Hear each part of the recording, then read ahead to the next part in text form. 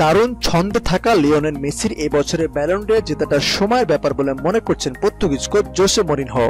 কারণ champions league থেকে Juventus বাদ পড়ায় ক্রিস্টিয়ানো রোনালদো বর্ষসেরা লড়াই থেকে ছিটকে গেছেন বলে মনে করেন রিয়াল মাদ্রিদ ও ম্যানচেস্টার ইউনাইটেডের সাবেক এই কোচ। রাশিয়ান টুডেকে দেওয়া সাক্ষাৎকারে মরিনহো বলেন, মেসি অবশ্য একটা মৌসুম কাটাচ্ছে, জুভেন্টাস ও ক্রিস্টিয়ানো রোনালদো এই লড়াই থেকে ছিটকে পড়ায়।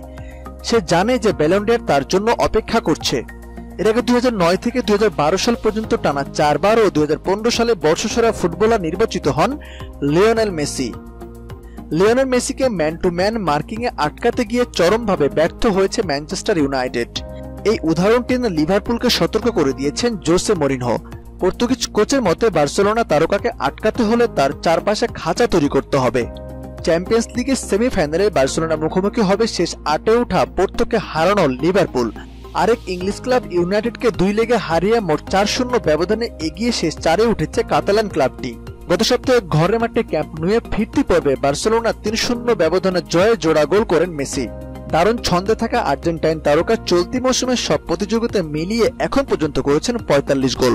স্বরূপে দেখা সময়ের অন্যতম সেরা ফুটবলারকে আটকাতে লিভারপুলে তাই বিশেষ পরিকল্পনা প্রয়োজন হবে বলে মনে করেন ইউনাইটেডের সাবেক কোচ। মেসিকে বুঝতে পারা সহজ, কিন্তু তাকে আটকাতে খাঁচা তৈরি করা সহজ নয়, কারণ সে ডান দিক থেকে আসে এবং তারপর মাঝে থাকে, খুব কঠিন একটা বিষয়। মেসির পায়ে যখন বল থাকে তখন 1-1-1-এ আপনি শেষ। তাই মেসির বিপক্ষে আমি কখনোই ম্যান টু ম্যান মার্কিং পছন্দ করি না। এই দুই দলের লড়াইয়ে গতবারে রানার্স আপ লিভারপুলের সম্ভাবনা কম দেখছে না মরিনহো। মরিনহো বলছেন, আমি বলবো যে লিভারপুলের চেয়ে বার্সেলোনা কিছুটা এগিয়ে আছে, তবে আমার এটাও মনে হয় সম্ভাবনা 50-50।